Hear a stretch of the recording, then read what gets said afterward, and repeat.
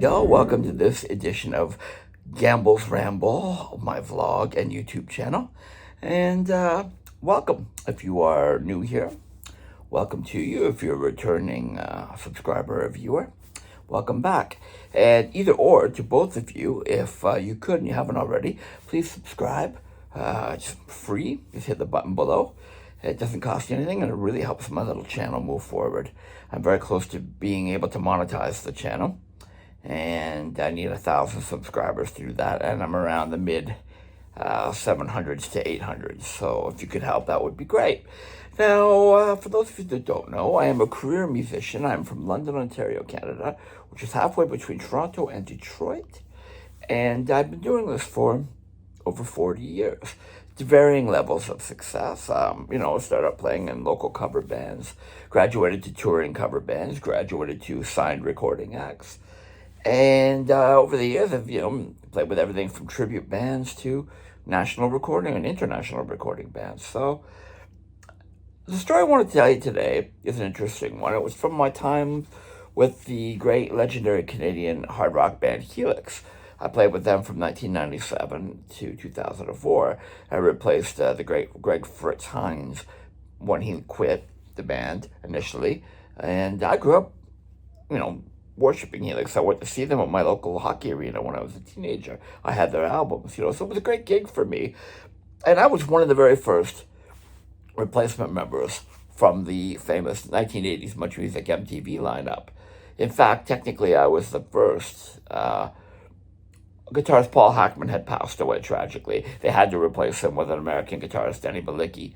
But I was the first guy that replaced a member who had quit, again, being Fritz. So it was a real point of pride for me. There was, since there's been God knows how many members in Helix, but I was there back in the tail end of the glory days, and it was a great gig.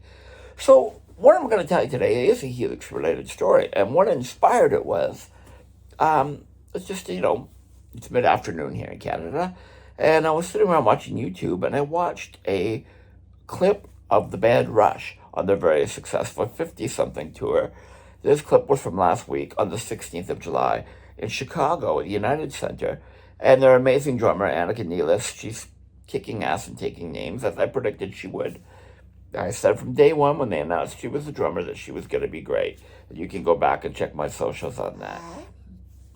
Anywho, I digress, as I tend to do. So, anyway, just watching this tail end of the video, and Rush is doing the last song of the show, I believe, or the encore, I'm not sure which. But it was the song Working Man, which was an old original lineup of Rush song with John Russi, that John Russi played drums on. And it's cool because they do a tribute to John on the video screens and stuff, and they're doing it really well, I think, with this tour. They're paying tribute to Neil, and of course to John Russi, as I said. So, but at the end of it, they come and take a bow. But before they do, Annika does something that she normally, I haven't never seen her do with Rush yet so far.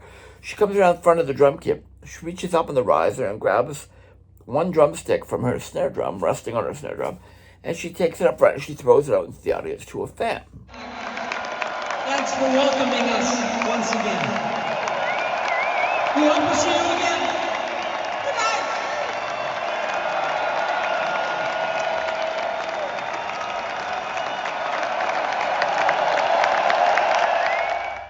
Now, as you can see, she didn't throw it very far. She gave it a little kind of gentle throw. And some lucky fan got a souvenir. You see her kind of shrugging.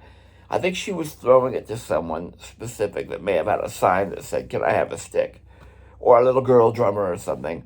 And it probably landed, as these things tend to do, landed in someone else's hands because she's kind of like, "Sorry, I tried." So those of you that are concert goers, the tossing out of drumsticks and guitar picks is something that people really look forward to.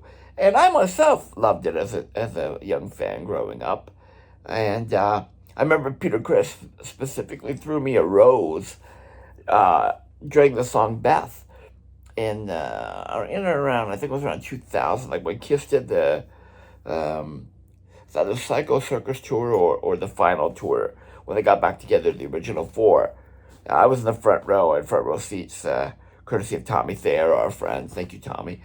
and we were down right up front against the barrier, and he gave me a rose, which was funny, right? I don't know if Tommy put him up to it, but anyway, I digress. Number 2.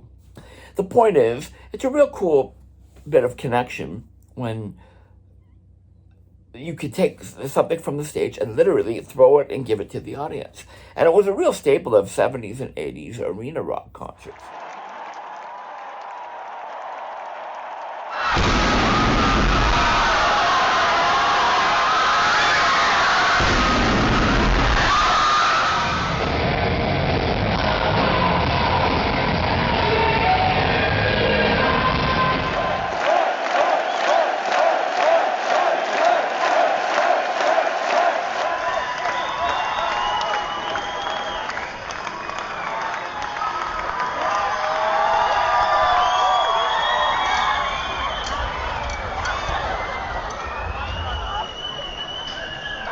In fact, the throwing of the drumstick routine had become such a big part of the rock concert ritual that the band Kiss featured it in their fictional film Detroit Rock City. There was a scene where one of the main characters, I think his name was Sam, had a desire to, he was a young drummer and Peter Criss was his idol, and he wanted to catch a drumstick and did so in the film. There's a scene between him and Peter where they describe it as having a moment.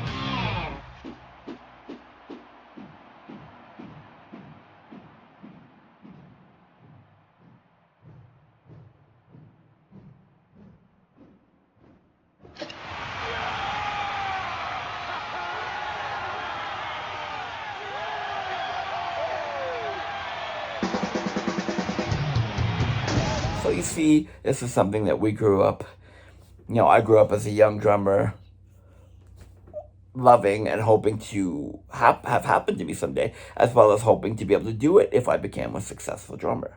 So it was something that was very commonplace in the live music culture. Right? But, how do I put this? North America has become very litigious, which means lawsuit happy, essentially.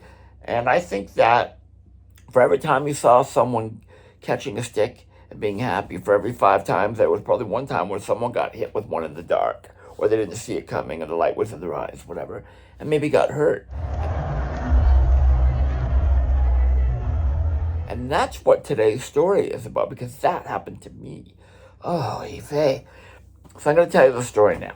Okay, this story took place, forgive me, I don't remember the exact year or date, certainly. It was the summer or early fall of around 2002, because it was that lineup of Helix, one of the last lineups in the band, with Reiner and Cindy Weichman in the band. And we were playing with the legendary Canadian musician Kim Mitchell here in our hometown of London, Ontario. It was a double bill, and we were playing at the Progress Building at the Western Fair. And the Progress Building was a long, really long, wide room with a really low ceiling. If you've ever been to one of those kind of things at a fair, you know what I'm talking about. It's not about half the height of an arena, or about a third the height of an arena, but about the same size, And promoters put the show on it there, and we opened, and we had a great show, and everything went really well.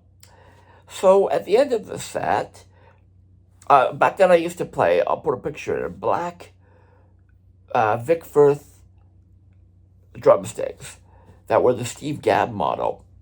They're really light, but I thought they looked cool, and at the time I wanted lighter sticks. I've gone through a bunch of phases through the years. Now I endorse, and I'm signed with Headhunters Drumsticks, who I've been with for a number of years. And they're amazing. They're a Canadian company. If you ever get the chance, check them out if you're a drummer. They're a great sticks. We finished the last song, which typically we ended our set with the big hit Rock You. Give Me an R, that Helix song, right? Give me a fucking R.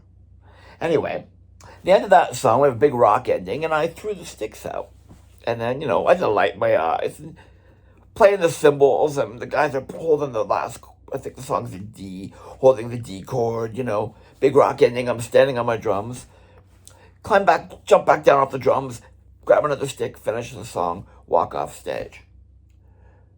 And Kim Mitchell was standing at the side of the stage watching us. I'll never forget, I came off stage, walking off, and he goes, "Hey, great set. I really like your pants." And I was wearing these pants I got ordered from LA. They laced up the front. They were kind of boot cut, really tight pants. They were really expensive. They're like $350 pants. The material was like, I think it's called brocade. It was like your grandmother's couch or curtains, like really thick patterned material. And as we're talking about my pants, he's asking me where I got them and stuff. A security guard from the show comes up to me and says, "Hey, this couple wants to talk to you."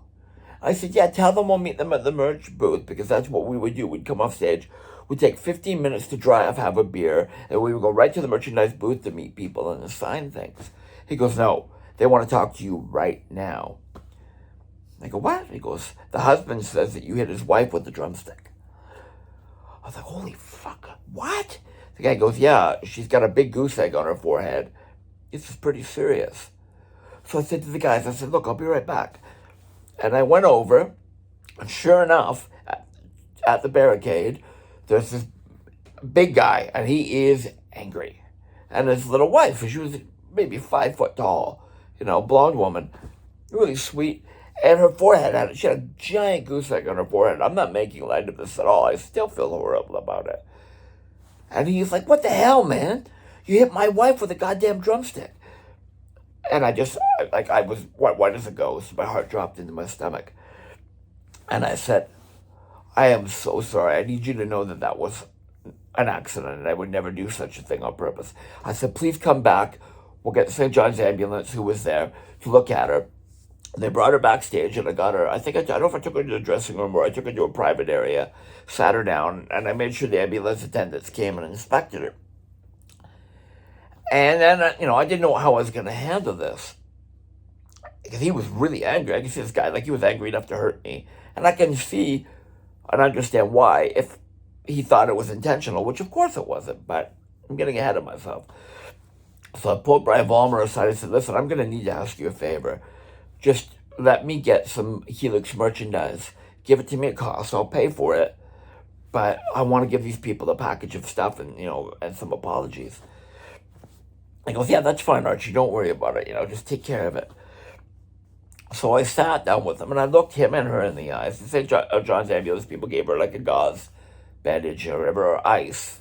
Probably, I think it was ice and then a little bandage. She wasn't cut, but she had a big goose egg. It was swollen. And I sat down with him, and he started saying stuff like, "I ought to sue you." Right? Now, I understand, again, his anger. I'm not saying he had no right to be angry. Of course he did. It was an accident. And this is how people think. They go to a rock concert, they see 3,000 or 4,000 people at a big hall, all the lights, all the big PA and equipment and staging, and they automatically assume that musicians are rich. Well, I can tell you, ladies and gentlemen, that at that time I was living on probably $25,000 a year, which was fine because it was single. I lived in a one-bedroom apartment. I sacrificed financial security for the love of doing what I do for a living, right? And I told them, I said, "You see those drums?" I pointed aside stage where the roadies were taking them off. I go, "That's the most expensive possession I have. You can take them right now if you want." I go, "But I literally have nothing. I have no savings, no insurance, no property. I truly am sorry. I was trying to throw the sticks out as a souvenir for someone in the audience that wanted them." And of course, the misfortune was because they were black, she couldn't see it coming. And like I said, she might have either the lights blacked out before it hit her, or she had the light in her eye. She didn't know they were coming, right? It was a terrible accident. And I assured him, I said, "Please, I do this for a living. I don't make a lot of money. I'm making a couple $100 tonight for this show. And you can have that too.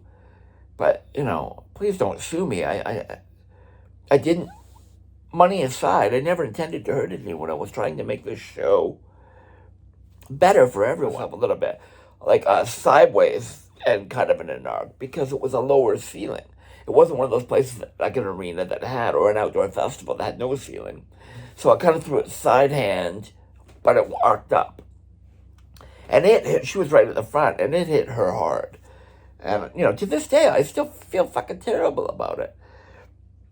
And he calmed down, and he saw that I was sorrowful, and I didn't mean it, And I said, "Listen, let's go over to the merchandise table." I said, "You guys can have anything you want.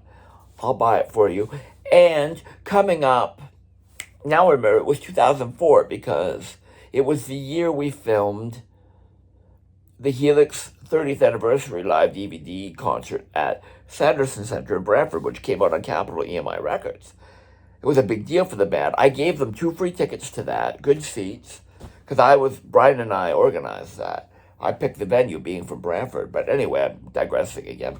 And I gave them some CDs and some shirts. I've loaded a bag of stuff up for them. And Brian was nice enough Brian waived the cost, which I'll never forget. Thank you, Brian, for that, because he was worried for me that I was going to get embroiled in a lawsuit. And all I was trying to do was give people a good show, you know. I said, please, if she's feeling better, stay for Kim Mitchell. And I think I introduced them to Kim, too. I'm 90% certain. I took them over to Kim's, and he knew what was going down. And he played it cool, and he signed some autographs for them and stuff, if I remember correctly. And I said, you can watch the show from off the side of the stage. You can sit down if, you know. And the ambulance people cleared her and said she's fine. We don't think she has a concussion, you know, but she's got to stay awake just to make sure, right? And I honestly don't remember if they stayed or they left, but I gave them a big package of like couple T-shirts each, couple of CDs, tickets to the 30th anniversary DVD filming concert. And as I said, once he calmed down, he realized, you know, my intention was good. I intended to help. I intended to be, you know, to give a souvenir to someone in the audience. But that was the last time I ever threw drumsticks to the crowd, overhand or freehand. And it taught me a valuable lesson. And I've learned since from talking to friends like Eric Singer from Kiss and Mickey Curry from Bryan Adams' band, Tommy Aldridge. People don't throw sticks out anymore like they used to in the 70s and 80s because of lawsuits. There have been lawsuits that have happened. People have been hurt. It happened to me, right? So now, if I'm ever in a position where anyone wants a stick from me, I hand it to them in person, or I stand at the front of the stage and I gently, underhand, toss it to the first couple rows. Because lesson learned. And thank God she was okay. And if those folks are watching this to this day, I'm so sorry about what happened. Never in a million years did I intend for anyone to get hurt. And gladly, they were okay. And I learned a lesson, but I also had to give up one of our favorite rock and roll staples, which was throwing sticks to the crowd. Okay, that's all for this episode of Gamble's Ramble. Thanks very much for tuning in. And if you like what you see, please do me a favor, subscribe to the channel. As I said, it's free. Or you can click like, leave a comment. Actually, if you have any experiences with catching a drumstick at a concert, not with your face, or anything like that, let me know in the comments below. And also, if you want to support the channel, I have a Facebook group, which I'll put the link for in the description, that you can join, and also a Patreon page, which I'll put the link in the description. If you join my Patreon, it's $5 a month, and I share stuff that I don't share on other social media facets, you know, pictures and road stories and stuff. Think of it as buy me a beer or a coffee, and I tell you some stuff about my 40-year career.